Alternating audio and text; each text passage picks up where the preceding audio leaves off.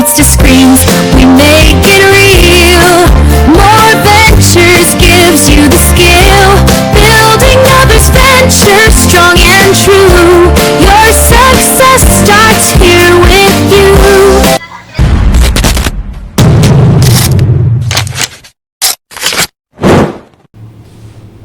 Hi, I'm Michelle Bayana Trillana, and I am the CEO and founder of More Ventures here in Bay Laguna. You've probably seen our previous episodes on our Building Others Ventures podcasting series. It's a series that we have prepared para sa lahat ng mga maliliit na negosyante dito sa Laguna at sana pagdating ng konting panahon hanggang buong Calabarzon. Ngayon, bakit kaya namin inumpisahan to? Ito ay isang idea ko. Idea ko kasi dayo ako dito sa Laguna. Hindi ako taga Laguna, taga Parañaque talaga ako. Nung una akong napunta dito at dito kami nanirahan para sa pamilya namin, isang bagay ang hirap na hirap ako. Yun ay hanapin lahat ng mga kailangan ko para maging maayos ang buhay ko, maayos ang buhay ng pamilya ko, mula sa maliliit na tindahan hanggang sa mga malalaking mga serbisyo na kailangan ko. So, yun ay nag-umpisa pa noong 2007. Nag-umpisa yun doon na para lang mahanap ko yung kailangan ko lumabas. Kailangan kong hanapin yung kailangan ko. Pupunta ako sa bawat kalsada na pwede kong puntahan. Yun ay nung marunong na ako magmaneho. So, bilang dayo, ang maaasahan mo lang na malaman mo kung saan yung mga lugar at mga taong mapagkakatiwalaan mo para ibigay yung serbisyo na kailangan mo ay yung mga taga rito rin. Since hindi naman ako taga rito, dayo nga ako, ang pwede ko lang tanungin ay asawa ko at saka pamilya ng asawa ko. Pero kasi hindi kami pareho ng estado sa buhay. So, yung mga pangangailangan ko para sa pamilya ko, hindi nila alam kung saan nila rin po pwedeng kunin na mapagkakatiwalaan ang serbisyo. Doon nag-umpisa yung hunt ko, yung paghahanap ko ng bawat isa. At gumawa pa ako ng maliit na notebook noon. Ganun katagal na, gumawa ako ng maliit na notebook na lahat ng kailangan ko mula sa taga-ayos ng sapatos, saan ako bibili ng school supplies, saan ako makakapagpagawa ng sasakyan ko ng maayos, saan ako makakabili ng school supplies na pagkatapos ng araw, nandoon sigurado yung kailangan ko. Kasi alam nyo naman, noong panahon pang bago mag-pandemic at bago pang gumamit ang mga bata ng mga gadgets para makapag-aral, lahat tayo gumagamit ng mga school supplies, di ba? Mula artwork, mula art materials, hanggang sa kung ano-ano pang mga ginagamit. So, yung panahon na yon, nahihirapan ako kasi ang hirap maghanap. Alam mo yon, yung kunyari may bibigay sila na homework o may bibigay silang assignment, tapos kailangan mo bilhin, tapos kailangan mo the next day. Hindi mo mahahanap. Kasi pagdating ng tapos ng araw, syempre makakauwi ka pa mga alas 6 pa, mga alas 7. Pag nasa probinsya ka, karaniwan, alas 7 pa lang, sarado na yung mga ibang tindahan. Alas 8 pa lang. Nung panahon na yon, matagal na yon. Nung alas 8 pa lang, sarado na yung mga tindahan. So, saan ka bibili? Diba? Wala pa lahat yung mga mag-order ka sa app o magte-text ka o mag-message ka sa tao para lang sabihin sa kanila, saan ba ako makakabili yan? Wala. So, nagkaroon ako nung panahon na yun ng maliit na notebook. Doon ko sinusulat lahat ng mga saan ako makakakuha ng ganito. So, pagdating ng panahon, napag-isip-isip ko, nung tumanda na ako at tumagal na, napag-isip-isip ko, gawin ko kayang website to. Yung lahat ng kailangan mo sa surrounding area, kung ikaw ay dayo, mahahanap mo. Pero kasi nung panahon na yon, since ComSci graduate ako, kaya kong gawin. Pero kasi nung panahon na yon, hindi pa naman uso yung internet.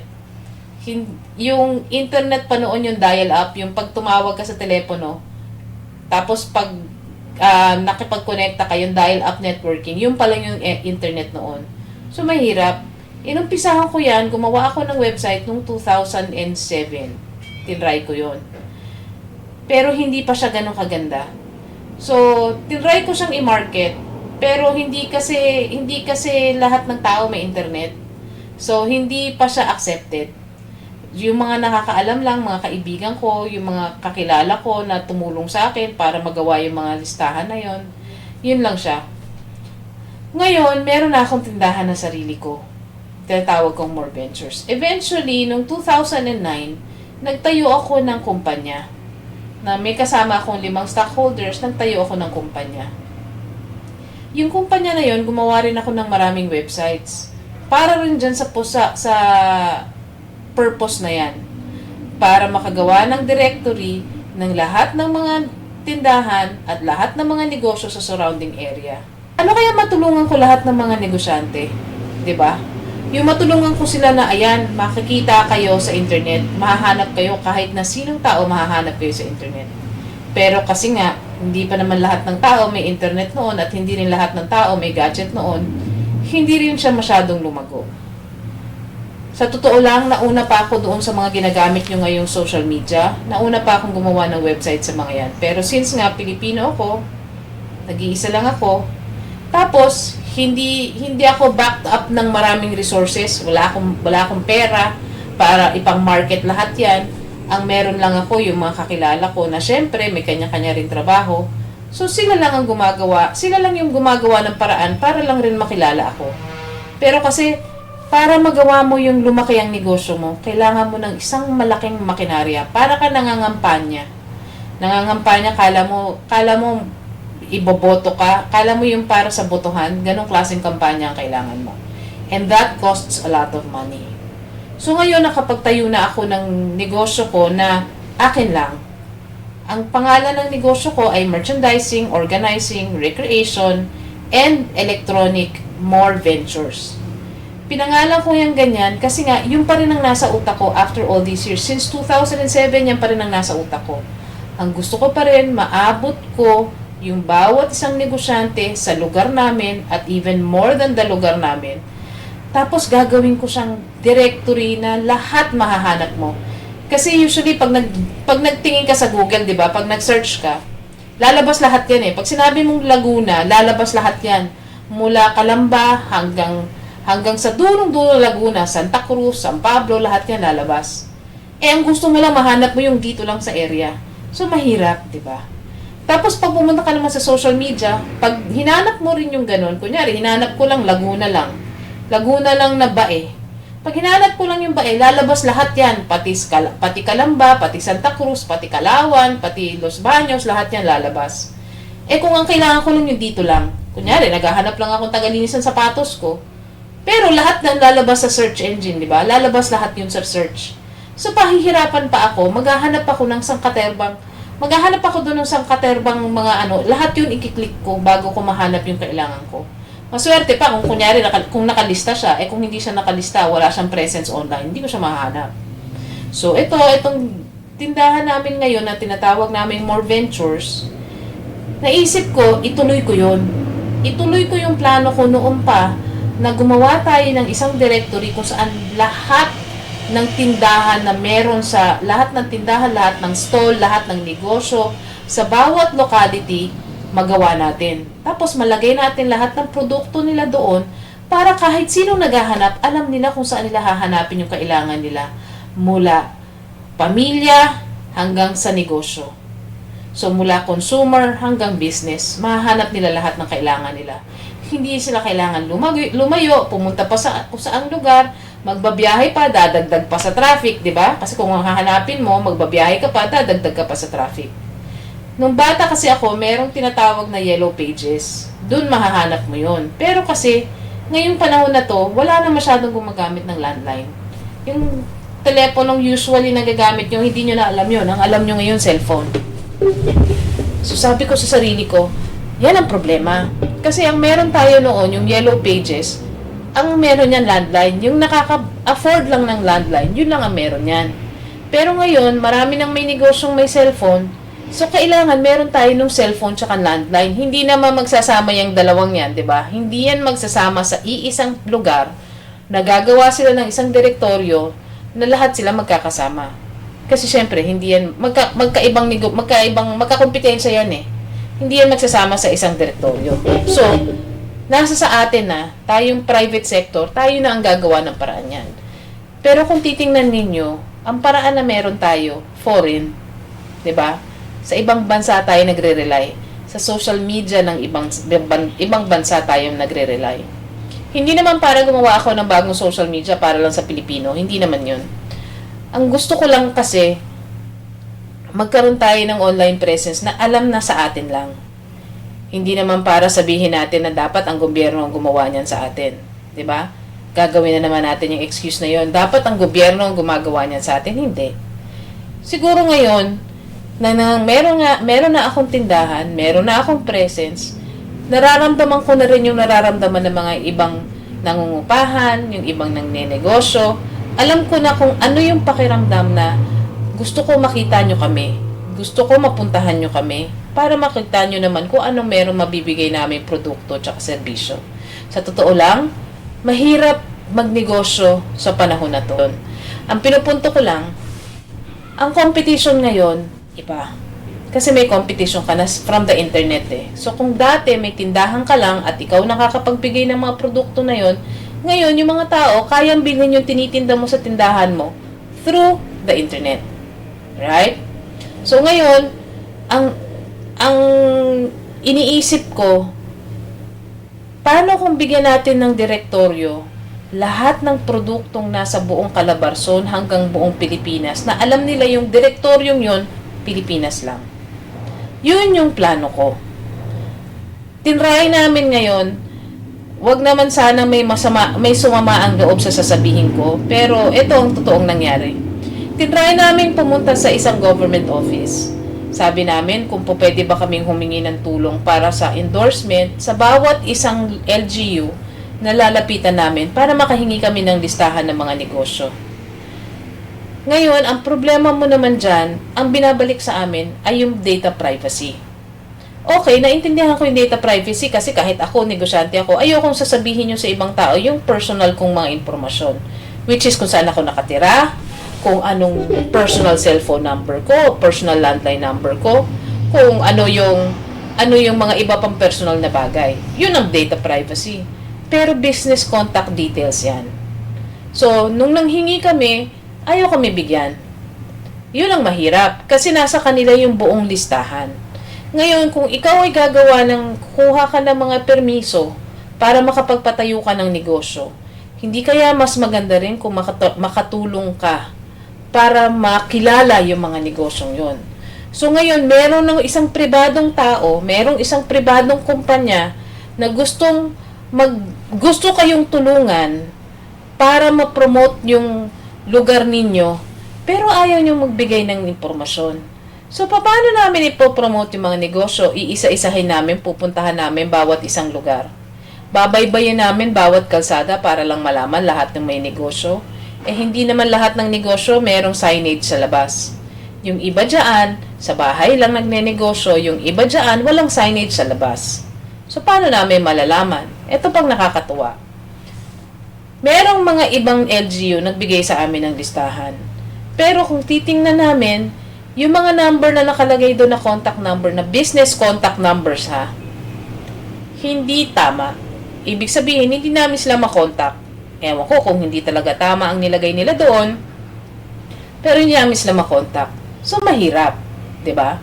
Mahirap gumawa at tumulong sa kapwa mong Pilipino para palagahin ang negosyo nila kung hindi mo sila makontak. So, naisipan ko, okay, sige. Total, podcasting center naman kami. Magpo-podcast na lang ako. Kahit na hirap na akong magsalita ng ganito sa inyo kasi mahirap mag-explain. Mahirap mag-explain sa mga taong either ayaw nilang intindihin yung gusto mong mangyari or ayaw nilang mangyari yung gusto mong mangyari unless kasama sila sa picture. Ibig sabihin, pag wala kaming credit, hindi ka namin tutulungan. Mahirap yung ganon, di ba? So ngayon, nag-research ako. Sabi ko, okay, paano natin pagagawin na makakatulong tayo sa ibang mga negosyo? Merong tinatawag na angel investors. Isa. Pangalawa, may tinatawag na OPC. Kung mapapansin nyo dun sa mga previous na episodes, lagi kong tinatanong kung sole proprietorship sila or OPC. Bakit importante to? Ang sole proprietorship, ginawa yan para lang maging legal na magtayo ng negosyo na nag-iisa ka lang. Pero ang problema kasi sa sole proprietorship, ganito. Kung ang negosyo mo ay risky, ibig sabihin medyo dangerous in the sense na pwedeng mademanda ka o pwede kang, pwede kang magkamali pag nademanda ka. Ang difference ng sole proprietorship sa one-person corporation. Kasi ang one-person corporation, sabi ko nga doon sa previous episodes ko, pwede ka magtayo ng negosyo mo, registered ka sa SEC, sa Securities and Exchange Commission, pero mag-isa ka lang. Hindi mo kailangan ng 5 stockholders, katulad ng ginawa ko dati, hindi mo kailangan yon, mag-isa ka lang. So, kaya mo magkaroon ka ng sole proprietorship na may bonus. Ang OPC o one-person corporation ay parang sole proprietorship na may bonus. Ano yung bonus na yon? Isa, merong continuity. Continuity, ibig sabihin, wag naman sana mangyari kung ano mang mangyari sa'yo habang ikaw ay may-ari ng kumpanyang yon o ng OPC na yon, may magtutuloy. Yun yung tinatawag nating nominee. Yung nominee na yon, kumbaga ba, yun yung sinasabi mong magmamana. Hindi naman mamanahin niya yung buong negosyo, magmamana ng posisyon mo. So, kung nakikita niyo sa mga korporasyon, yung mga presidente ng mga korporasyon, di ba? After some time, iba na yung presidente ng korporasyon, ganun yon. Lalabas yan, if hindi nyo na kayang mag-perform ng duties ng may-ari ng korporasyon, ng may-ari ng OPC, ang magpo-perform nyo ng duties mo ay yung nominee. Ngayon, bakit ko ini-encourage na palitan nyo yung negosyo ninyo from sole proprietorship to one-person corporation? Bakit ako nang i-encourage nun? Hindi naman ako parte ng gobyerno. Kaya ako ini-encourage yun kasi protection sa inyo. Makwento ko lang sa inyo. Noong araw, ang tatay ko may sole proprietorship. Ang tatay ko, merong garahe, at nagde-deliver kami ng iba't ibang produkto sa buong Pilipinas. Pero sole proprietorship yun. Dumating yung panahon, meron siyang nahanap na kasosyo. Yung kasosyo niya, binalasuba siya.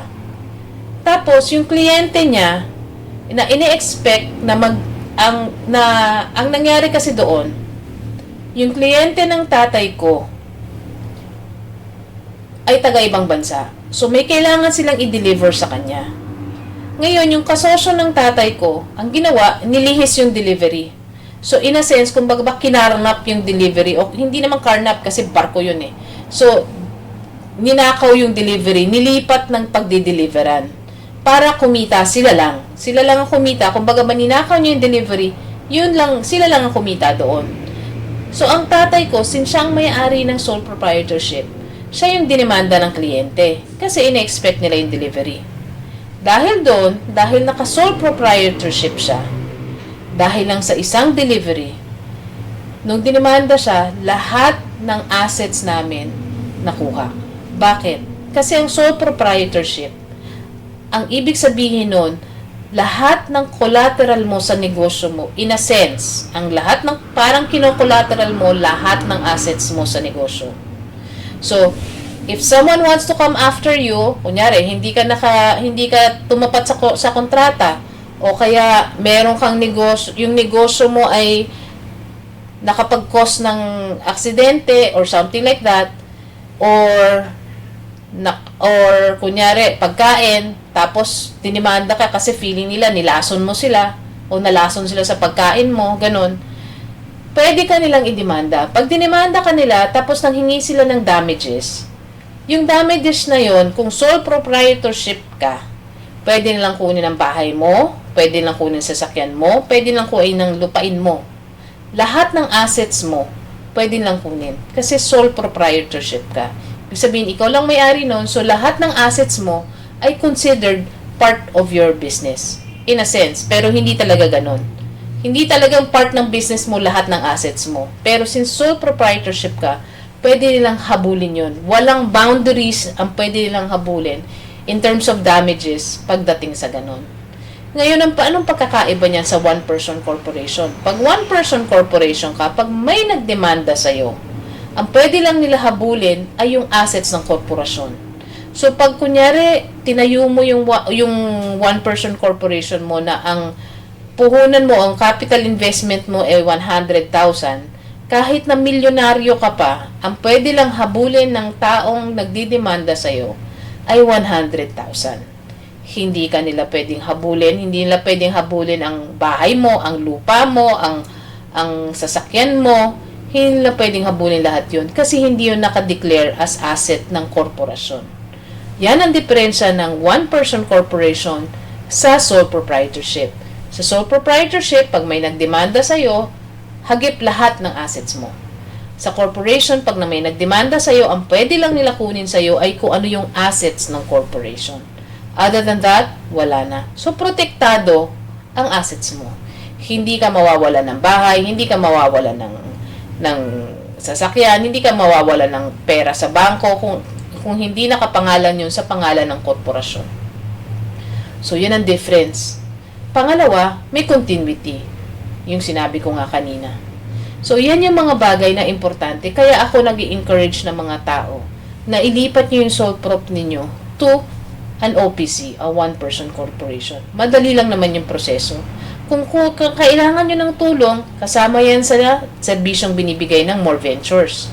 Kasama sa serbisyo ng More Ventures ang mag-assist ng startup assistance.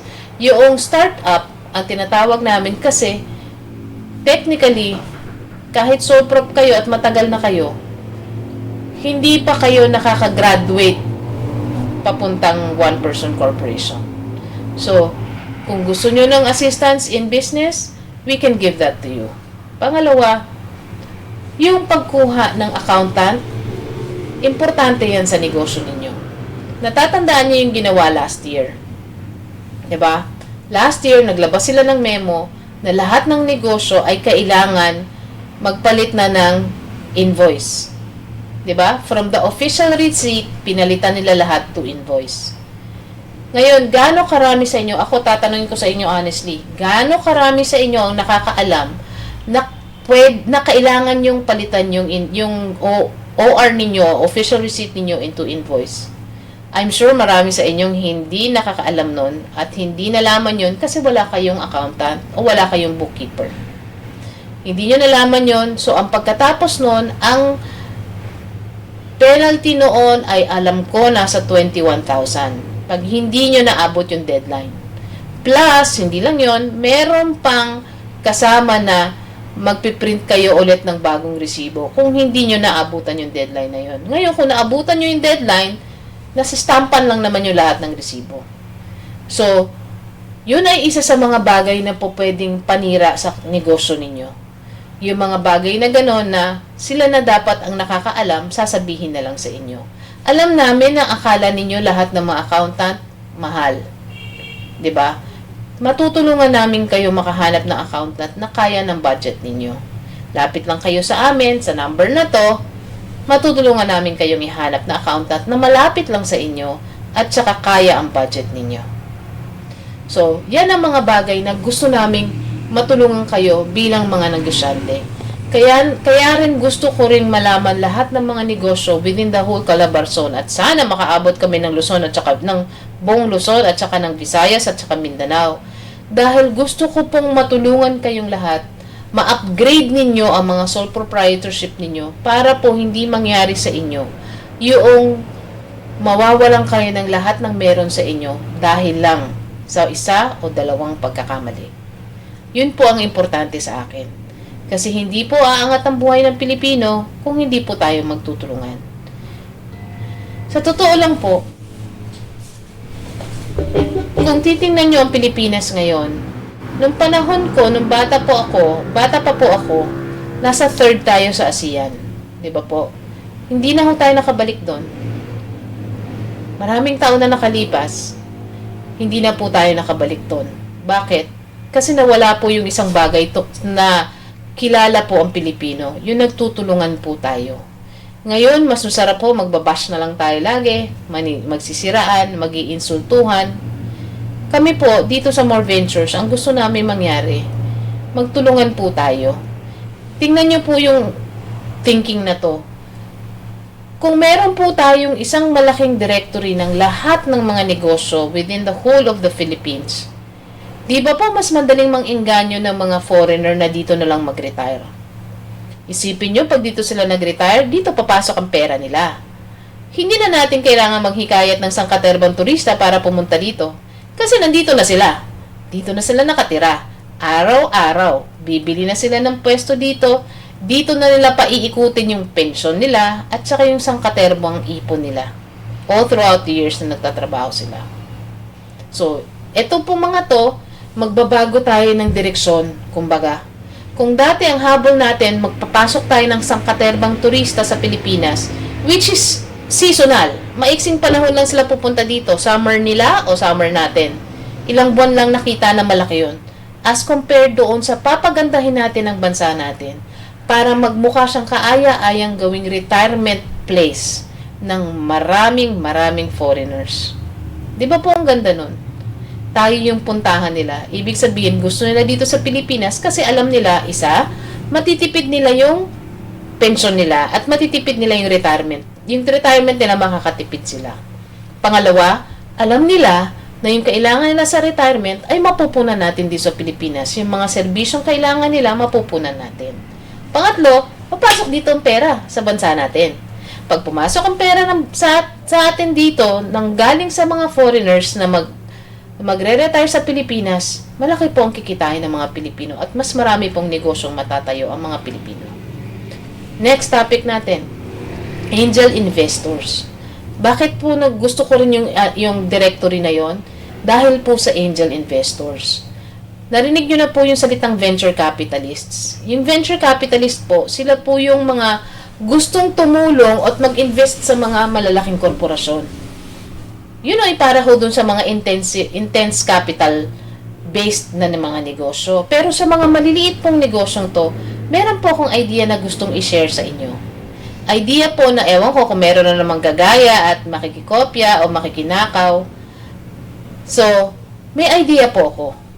Ang angel investors po, yan po yung mga taong gusto nilang bigyan kayo ng tulong sa pera para sa negosyo ninyo. Kung titingnan nyo po, ito pong susunod na part ng video, makikita nyo po, pinapakita ko sa inyo yung iba't ibang paraan para ang mga maliliit na negosyante ay makakuha ng loan para pampalago ng negosyo nila. Ito pong mga loan na to, sa totoo lang, kung sasabihin ko po sa inyo, hindi po sanay ang Pilipino kumuha ng loan ng maraming papeles. Di ba po? Mahirap pong manguha ng papeles ng ganito, kailangan ng papeles na ganyan. Bakit? Kasi po, hindi po lahat ng Pilipino ay merong papeles na kailangan nila. Sa totoo lang po, hanggang ngayon, marami pa pong may-ari ng lupa na wala silang hawak na titulo ng lupa nila. Bakit? Hindi po sanay ang mga Pilipino manguha ng paperwork. So, ito po yung idea ko. Alam po natin na maraming tao na tumatanda na, nagiging senior citizen, eventually, nagre-retire na po sila. Pag nag-retire na sila, yung iba sa kanila may ipon, yung iba wala. Ngayon ho, ito ho yung idea ko na gusto kong sabihin sa inyong lahat. Lahat po ng negosyante, dito po sa Calabarzon, umpisahan ho natin sa Laguna.